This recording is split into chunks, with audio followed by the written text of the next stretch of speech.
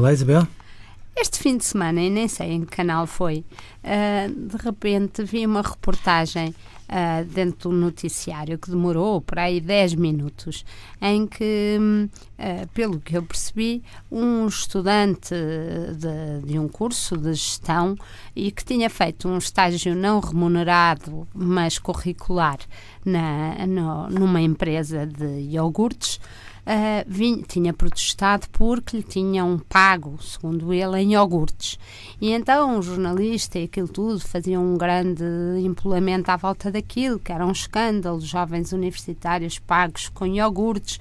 Ele filmava o logo da empresa, filmava a empresa, entrevistava o administrador ou alguém pelo administrador que dizia que não, que aquilo era um estágio curricular não remunerado e que lhe tinham dado iogurtes porque era aquilo que eles produziam e, portanto, lhes tinham oferecido iogurtes e que não tinha nada, não era uma forma de pagamento.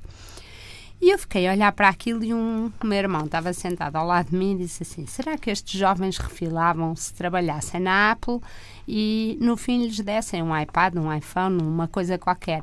E eu fiquei a pensar, se calhar é isso, se calhar independentemente do mau gosto e dos maus entendidos que aqui entrem, se calhar os jovens, muitos destes, acham que um jovem universitário paga em iogurtes. E iogurtes não têm valor para eles, porque toda a vida comeram iogurtes, os pais sempre andaram a correr atrás deles a tentar impingir-lhes mais um iogurte até. Eu fiquei a pensar que, de facto, esta geração vai ter, ou alguma parte desta geração vai ter um problema porque partiu de um nível de vida já muito alto, que eles consideram absolutamente natural e básico. Isabel, eu tenho medo que não tenha só a ver com isso, sinceramente.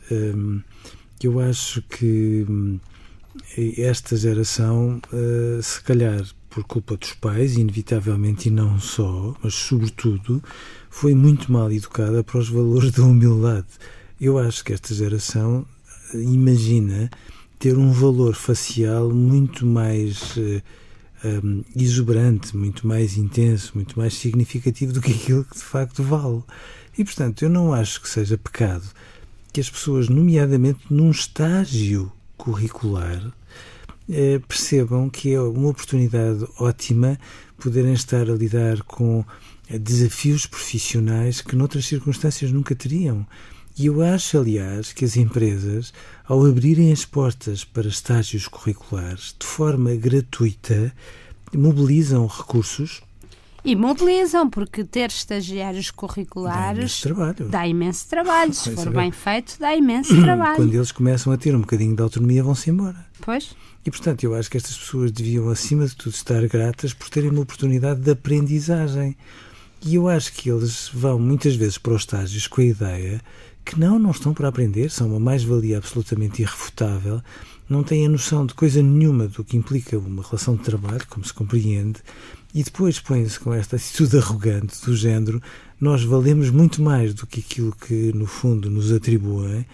E isto eu acho muito inquietante, porque significa que os pais, por um lado, mas as escolas, por outro, ainda não os puseram no lugar. E, portanto, quanto mais tarde for o choque com a realidade, pior.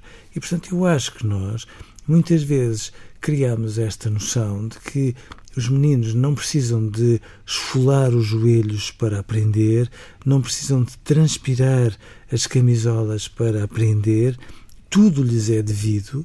Eu acho exatamente o contrário.